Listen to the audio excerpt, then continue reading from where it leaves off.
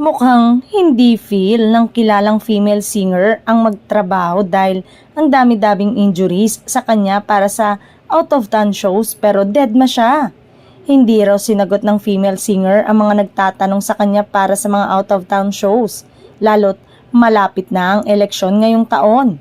May isang sinagot daw ang mga awit through her new handler dahil kilala nito ang nag-inquire at marahil ay nahiya siya na hindi ito sagutin.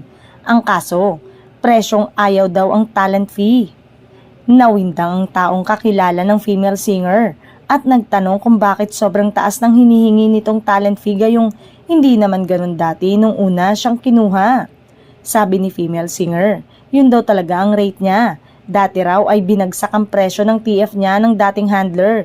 Kaya pala, dami niyang shows pero konti naman ang natatanggap niyang TF. At dahil nagkaroon ng hindi na magandang relasyon ang female singer at dating handler dahil sa talent fees niya, ay naghiwalay na raw sila. Hanggang sa nagkaroon na rin ng personal na problema ang female singer kaya dahilan din kung bakit hindi na muna ito tumatanggap ng trabaho.